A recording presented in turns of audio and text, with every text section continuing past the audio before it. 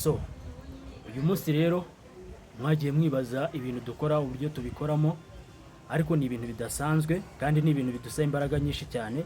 So uyu munsi rero ntabwo ari ubwa mbere duhuye na Damuru, kuko dusanzwe duhura mu bikorwa bigiye bitandukanye bya sinema. So twiyemeje kuba twafata umwanya wacu wose tukawushyira muri sinema kubw'urukundo tuyikunda. Yewe ikintu kinshimisha kurenza ibindi bintu byose, njye nakuze mfana Damuru. Uyu munsi ntago nari nzi ko dushobora kuzahura ngo tube twakina muri filime imwe.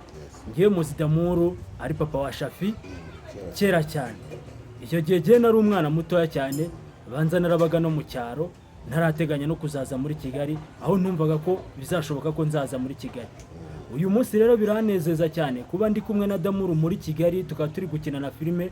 Iyi nkeka ko ari set ya Kangahe dushobora kuba duhuriyeho. Hari filime twakoranye nziza cyane iri ku rwego ruhambaye, navuga ko ari international. Uyu munsi nabwo duhuriye mu yindi filime ikomeye cyane mugiye kuzatubonamo, yitwa Umwari. So uyu munsi rero banyita Kiwi, nyina mu muturanyi mu mafilime agiye atandukanye. Na Damuru rero nawe muramuzi, akina mu mafilime agiye atandukanye. Niyo mpamvu twifuje kuba twaganira muri aka kanya. Damuru, kuba turi kumwe uyu munsi uri kubyiyumvamo gute, bimeze bite? Ni ibintu by'agaciro kuba abana hamwe mu cy'urubyiruko, mugomba kudufatira icyitegererezo, tugakinira filime, mukazamura impano zanyu, aho mutegwa tukabarandata, tubana bacu mbere bikorwa gutya, kuko ibintu bimaze n'igihe. Kandi umwuga muzima ni umutunza abantu, ni umwuga ushobora kugaburira, ni umwuga ushobora kwishyura inzu, ni umwuga ushobora kwishyura ishuri. So rero icyo navuga ni uko nishimiye kuba nawe duhuye, kandi nsabwa muri ibikorwa byawe ku macana atandukanye kuri YouTube, muri muturanyi n'izindi filime tugiramo ubuhanga. So ni byiza rero ko uyu muhanga ahuye n'umumetere, ibintu byose bitagenda neza. Rero ikaze rwose muri sinema yacu Umwari, kandi uzi gukina. Nakwifuza kuzakomerezaho ko ibintu bishobora kuzatugirira akamaro mu minsi imbere, nubwo bitangira na bitaramera neza, ariko bigenda byevara bizi ko natwe twatangiye ubu batari duhagaze.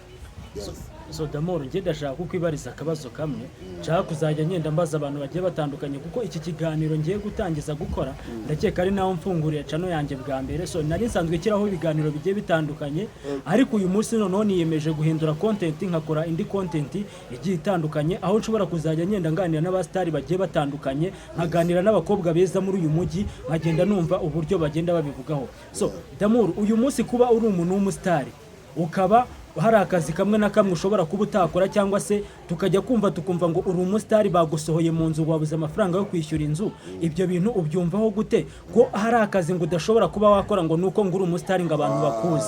Nabo abanebwe, urumva mimi kazi yote mimi nafanya, urumva ko uri umustari nuko uri popular, nuko uzwi n'abantu benshi, kuko umustari bivuze amafaranga.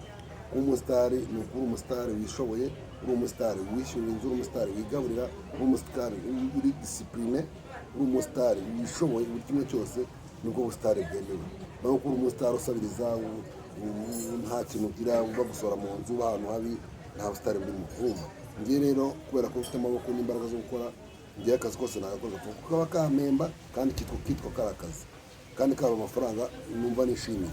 Nta kazi nakora no gukora umuhanda nakubura, ngiye none ko neza.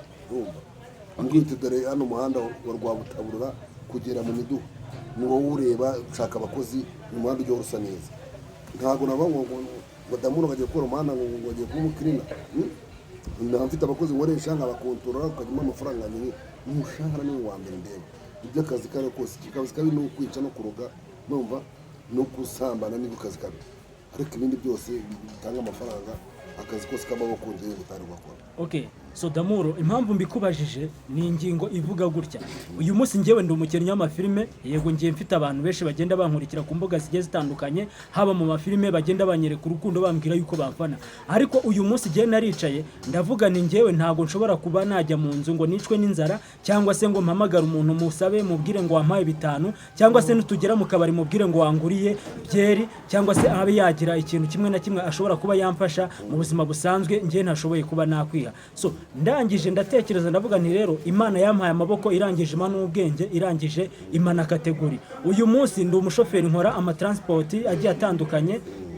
Iyo umuntu afite imodoka yiwe yasohotse nk'ahantu ku kabari runaka, yanyweye cyangwa se ashaka kujya nk'ahantu yanyweye ngenda umusare arampamagara nkagenda nkamutwara. Ariko ikintu kintangaza ni kimwe, hari abantu bashobora kuba baza b'abasitari dusanzwe dukinana amafilime bagasanga nk'ahantu undi yenda mparitse imodoka y'umukire namutwaye akambaza ngo ese ngo ni gute ngo ukora ngo ubushoferi, ngo uri umuntu w'umusitari ngo ntabwo ngo ushobora ngo kuba wakora ngo ubushoferi, nyine ukabona biramutangaje uburyo nkora mu bushoferi.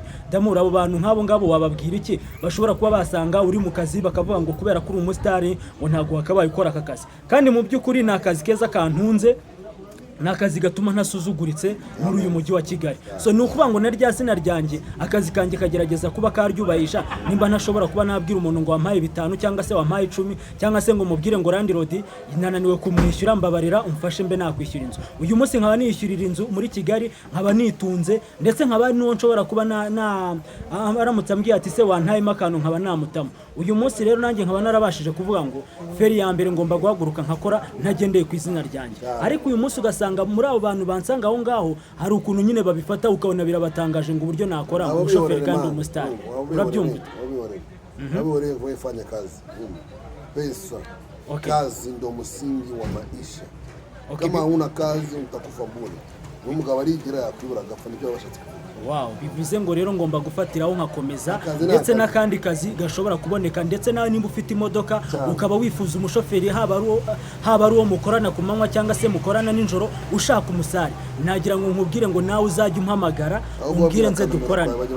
Nimero yanjye ni 07819474 nimba ukeneye umusare mpamagara vuba na bwango nzagenza kugutwara, cyangwa se nimba ukeneye umushoferi w'ukwezi, ariko uw'ukwezi bwo biragoye cyane. Ubu ngubu namaze gufatisha ku gisare, niho hantu nsigaye nshyira imbaraga zanjye kugira ngo mbone n'ukuntu njya no muri filime zanjye. Murakoze cyane rero kuba ndi kumwe na Damuru, nawe urakoze cyane kandi Damuru kuba wemeye kumpa umwanya, ndetse n'ubutaha nzaguhamagara dukora n'ikindi kiganiro.